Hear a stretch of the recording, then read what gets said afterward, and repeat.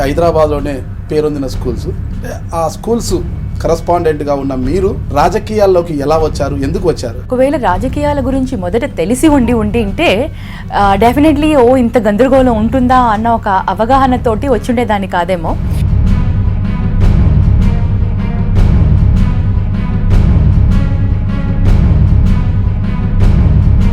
ప్రస్తుతం రాజకీయాల మాదిరిగానే విద్య కూడా చాలా కాస్ట్లీ అయిపోయింది. అంటే దానికి ఏమన్నా కొద్దిగా డిఫరెంట్గా పోతున్నారా, మీరు కూడా అదే కోవలని నడుస్తున్నారా? కాకపోతే ఒకటి మీరు అర్థం చేసుకోవాలి, ఇక్కడ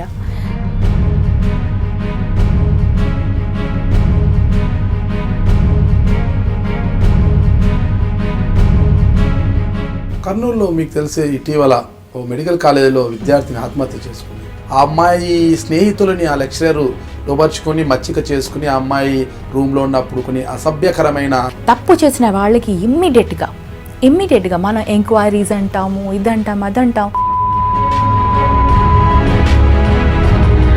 భూమా నాగిరెడ్డి కావచ్చు, ఆయన బావమరిది ఎస్వి మోహన్ రెడ్డి కావచ్చు, టీజీ వెంకటేష్ కావచ్చు, ఇలాంటి బలమైన నాయకులంతా కూడా ఎలా ఎదుర్కొంటారు మీరు? అంటే ఎలా ఎదుర్కోవాలండి?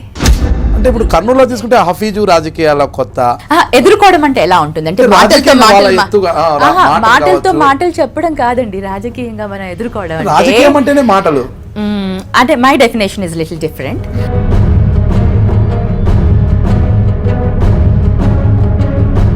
అంటే జగన్మోహన్ రెడ్డి గారి దగ్గరికి మిమ్మల్ని ఎవరు తీసుకెళ్లారు? అంటే మిమ్మల్ని ఇంట్రడ్యూస్ చేసింది ఎవరు జగన్మోహన్ రెడ్డి గారికి? ఎందుకు జగన్ గారికి మీ వైపే దృష్టి ఉండింది? ఎందుకు?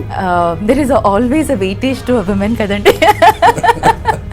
ఉమెనే కావచ్చు కానీ బట్ మీ కుటుంబం మీద ఎందుకు దృష్టి మళ్ళీ?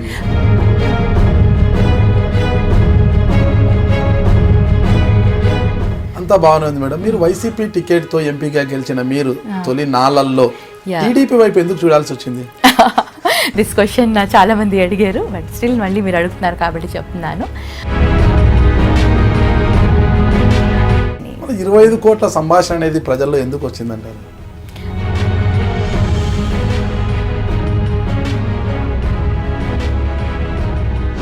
ఇప్పుడు పెద్ద నోట్ల రద్దును మీరు సమర్థిస్తున్నారా, వ్యతిరేకిస్తున్నారా? మన అదృష్టానికి నరేంద్ర మోదీ గారు యాజ్ పిఎంగా ఉన్నారు. ఆయన ఇంత మంచి డిసిషన్ తీసుకున్నారు. ఇంత డేరింగ్ డిసిషన్స్ అందరూ తీసుకోలేరు. జగన్మోహన్ రెడ్డి గారు ఏమో కొద్దిగా టైం ఇచ్చింటే బాగుంటుండే అని చెప్తున్నారు. మీరేమో ఇలాంటి ప్రధాని మనకు దొరకరు, ఇది చాలా మంచి స్కీమ్ అసలుకి అని అంటున్నారు. ఏదైతే మనం బ్లాక్ మనీని కంట్రోల్ చేయాలి అనుకున్నప్పుడు సడన్ డిసిషన్స్ ఇలాగే బయటికి రావాలి. మీతో బ్లాక్ మనీ ఉందా లేదా మేడం? లేదండి, వైట్ చేసేసారా ముందుగా? అసలు మా దగ్గర లేదండి, మాదంతా కూడా వైటే అండి. ప్రత్యేక హోదా కేంద్రం ఇవ్వమని తేల్చేసింది, ప్రత్యేక ప్యాకేజీ మాత్రమే ఇస్తామంటుంది. అయితే ప్రత్యేక ప్యాకేజీకి చట్టబద్ధత ఉండదు అంటున్నారు అందరూ కూడా నిపుణులంతా. దీన్ని మీరు ఎలా? ఏదైతే డిమానిటైజేషన్ అండ్ బ్లాక్ మనీ దాంట్లో సక్సెస్ అయ్యి మనకి ఆర్థికంగా మన దేశ సంపద పెరిగిపోయి మరి ఇంత ఫండ్స్ వచ్చేసాయి కాబట్టి మీకు స్పెషల్ స్టేటస్ ఇచ్చేస్తాం అంటారేమో. వైసీపీ నుంచి మరోసారి అవకాశం రాని పక్షంలో మీ స్టెప్ ఎలా ఉంటుంది? జనసేన వైపు ఉంటుందా, టీడీపీ వైపు ఉంటుందా? ఇంతవరకు ఆలోచించలేదు. ఇప్పుడు మీరే ఆ సీడ్ నా